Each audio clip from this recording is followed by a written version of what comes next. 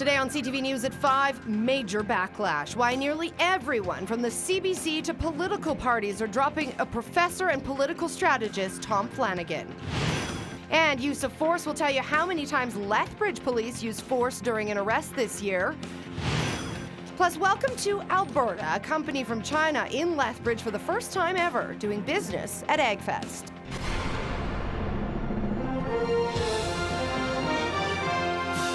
CTV News with Alyssa Carpenter. Good afternoon. A former advisor to Stephen Harper has been dumped by the Wild Rose Party and has lost his job as a commentator with the CBC News after expressing support for the freedom to watch child pornography. Calgary professor Tom Flanagan made the comments during a speech last night at the University of Lethbridge. Today he issued an apology, but for those who heard him speak, it's too little, too late. Calgary political scientist Tom Flanagan was at the University of Lethbridge to speak about the Indian Act.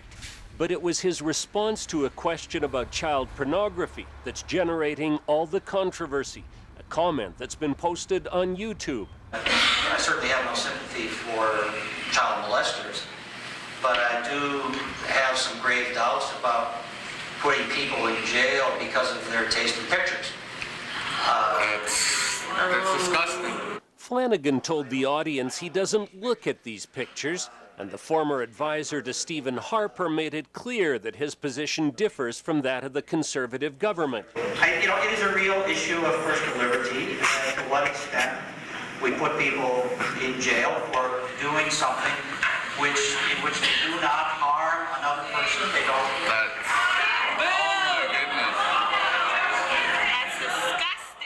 The comments sparked jeers from the audience. Everyone's just kind of appalled, especially for someone to be highly recognized and have those kind of viewpoints, I guess, towards child pornography.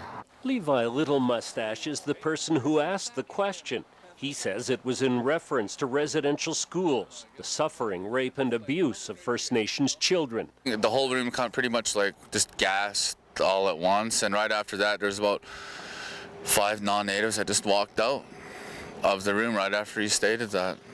And he threw his own credibility out the window. One woman got up and said he was an evil man, and, we're in the presence of an evil man, is what she said. Nadine Eaglechild says Flanagan's comments were inappropriate. They've also triggered a lot of response on Twitter and Facebook, the reaction almost universally negative. Many people pointing out that production of child pornography is a form of child abuse. The University of Lethbridge isn't commenting on Flanagan's controversial statements. They say the U of L was just a venue, that Flanagan was speaking about the Indian Act and responding to a question from the audience, which they say was beyond their control. Terry Vogt, CTV News, Lethbridge. And today, Flanagan issued a statement saying he absolutely condemns the sexual abuse of children, including the use of children to reproduce pornography. Even so, some students at the University of Calgary have started a petition to have Flanagan removed from his position there. And late this afternoon, we are getting word from the University of Calgary that Flanagan will remain on leave for the remainder of this term and retire on June 30th.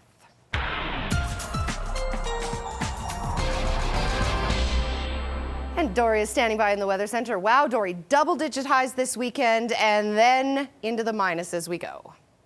And the other shoe drops, as is always the Exactly. case at this time of year. You have a couple of really nice days and you feel like spring is just around the corner. Well, it's not quite around the corner. So March is coming in, as we've been saying on Facebook today, coming in like a lamb, but the lion could be following. We'll have more details coming up in a couple of minutes. Thank you, Dory. 3 Lethbridge men in trouble with the Alberta Securities Commission for making misleading or untrue statements to investors. The ASC has charged Rand Tyler Stevenson and Brent Ray Derricott for making claims and trading in securities without registration or a prospectus. Robert Michael Smilsky was also charged. He's already banned from trading in Alberta after the ASC slapped a permanent ban on Smilsky back in 2010. All totaled, the trio faces 73 charges. Lethbridge Regional Police had to use force 65 times last year as a way to control someone. That number coming from an annual report on the use of force presented to the Police Commission on Wednesday. Officers say their members are trained to exhaust all other options before resorting to force. Those options ranging from verbal or physical control to pepper spray, CED devices, and firearms. LRPS was called to more than 31,000 calls last year and says force was used in less than 0.25% of those calls. Family of two men, victims of Lethbridge's first ever double homicide, will continue to wait for justice. 28-year-old Cody Blue Favel was to be sentenced today for stabbing 30-year-old Aaron Thacker and 35-year-old Marty Steele to death in what police call a drug deal gone bad. Favel then stole Thacker's wallet containing about $200 cash. It happened in Adams Park in North Lethbridge last May. Defense counsel and the judge only received the required pre-sentence report today. A 30-year-old man facing drug possession and trafficking charges after Blood Tribe police seized marijuana and cash from a home in standoffs. Simeon Ephraim Big Sorrel Horse has been released on bail for a court appearance in Cardston on Monday. The leader of the Alberta Liberals says he expects a doom and gloom budget. Raj Sherman was in Lethbridge today speaking to a number of community groups. He accuses the Redford government of being bullies in their handling of negotiations with Alberta's teachers, doctors, and front-end workers. The budget will be delivered in the next couple of weeks with several cuts aimed at stemming Alberta's $4 billion deficit. Sherman says those cuts shouldn't come from essential services like healthcare and education.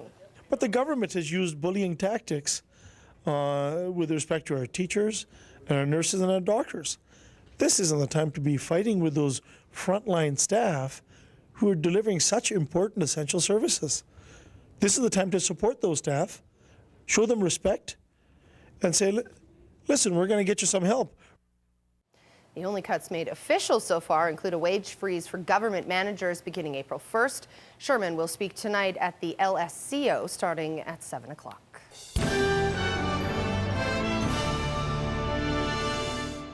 It is the most historic moment for the Catholic Church in 600 years. Pope Benedict XVI, now Pope Emeritus, the Swiss guards that have protected him for 8 years, today are standing down.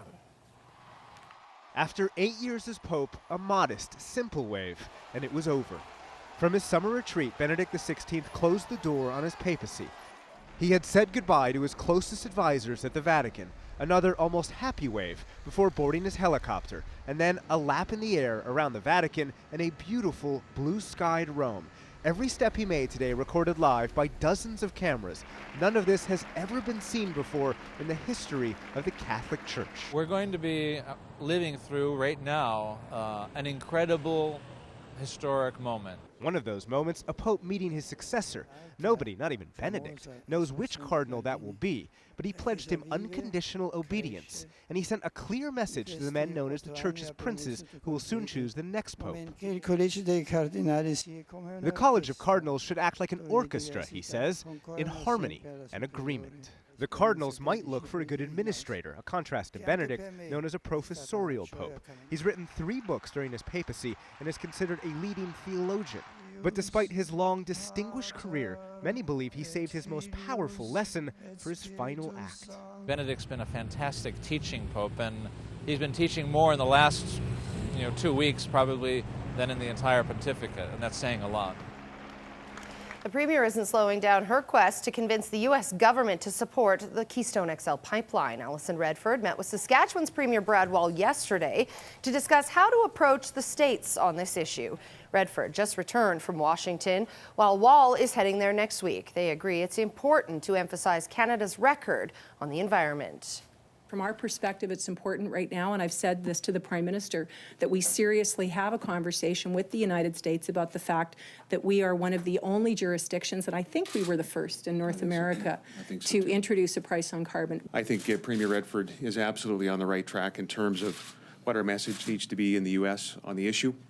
And basically, we had an exchange about the upcoming trade mission. Wall says he's going to Washington to not only urge U.S. lawmakers to approve the pipeline, but also highlight green initiatives taking place in his province. He says Saskatchewan is making strides in clean coal technology, and that needs to be made clearer. 2 men are officially charged after that bold shooting and escape at the White Court Courthouse this week. Jake McIntyre and Clayton Ness are accused of aggravated assault and other offenses. They were among 6 people arrested just last week after a drug raid. A sheriff is recovering in Edmonton after he was shot in the hand with his own gun during Tuesday's incident. Two men overpowered him and took off in the sheriff's van before being arrested a short distance away. The two appear in court on March 12th. And now let's take a look at your market numbers.